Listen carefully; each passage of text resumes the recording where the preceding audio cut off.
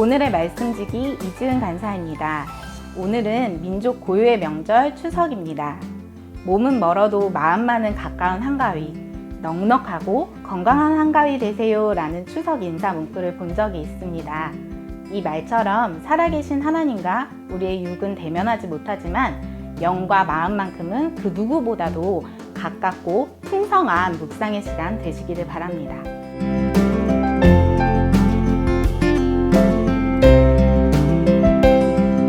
오늘 본문은 출애굽기 20장 1절에서 21절입니다. 시내산에서 모세를 통해 이스라엘 백성들에게 십계명을 주시는 장면이죠. 십계명은 우리가 암송까지 할 만큼 익숙한 것이지만 뭐뭇 하지 말라 라는 금지 명령 8개로 인해 부정적인 언어와 차가운 어감으로 다가오기도 합니다. 인터넷에서 십계명을 검색해 보았습니다. 성경의 원조 십계명은 점차 사라지고 부부 십계명이나 사랑의 십계명, 다니엘 학습 십계명 등 다른 십계명들이 먼저 나와 안타까운 마음이 들었습니다. 이런 상황 속에서 오늘 본문을 통해 진짜 십계명에 대한 새로운 접근을 해보았으면 합니다. 화자인 하나님께서는 십계명의 내용을 밝히시기 전에 먼저 하나님 자신에 대해 언급하십니다. 애굽에서 종살이하던 이스라엘 백성을 인도하여 내신 분이라고 말입니다. 이것은 이스라엘의 역사 속에서 두 가지를 의미한다고 볼 수 있습니다. 첫 번째는 구원자이고 두 번째는 주님입니다. 여호와 하나님께서는 노예로 살던 이스라엘을 구원해내시고 자유를 주셨습니다.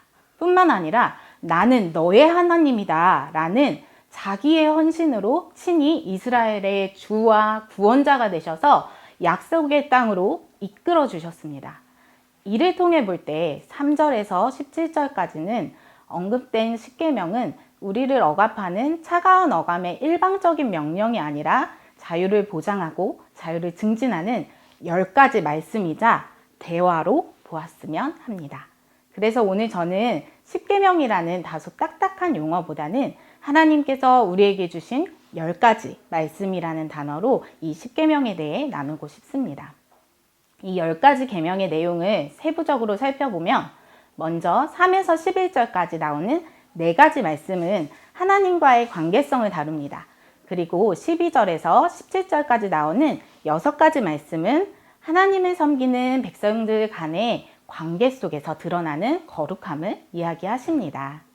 그리고 이어서 18에서 19절에 보면 그 거룩한 말씀과 하나님의 임하신 현장 가운데 있던 백성들은 떨며 멀리 서서 모세가 중재자 역할을 해주기를 바랍니다. 죽을까 두려워했던 것입니다. 하지만 모세는 백성들에게 하나님께서 임하신 이유를 설명하며 두려워하지 말라고 합니다. 그러면서 모세는 이 10가지 말씀을 주심은 이스라엘 백성을 시험하고 경외하게 하며 범죄하지 않게 하려 하심이라고 설명합니다. 이 10가지 말씀에 대해 한 신학자는 이렇게 이야기합니다.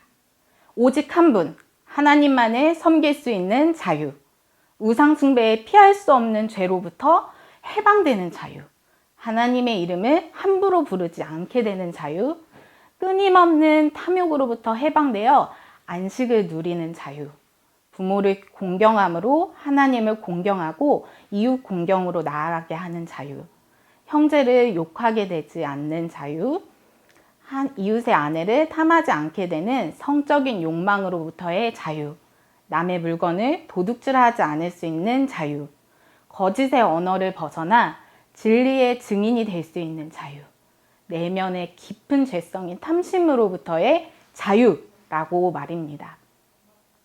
그는 이 10가지 말씀은 이러한 자유를 향유하게 하는 헌장이며 보온의 규정이라고 말합니다. 타고난 죄성을 가지고 살아가는 우리의 인생 가운데 주님이 친히 찾아오셨습니다.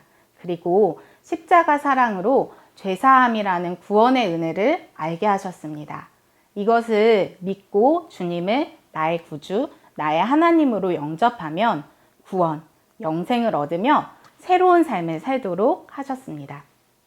그 주님이 주신 은혜를 생각하면 이 10가지 말씀은 더 이상 억지로 지켜야 하는 율법, 계명이 아닙니다. 예수 그리스도의 죽으심과 부활을 통해 얻은 죄로부터의 자유를 주신 축복의 말씀입니다.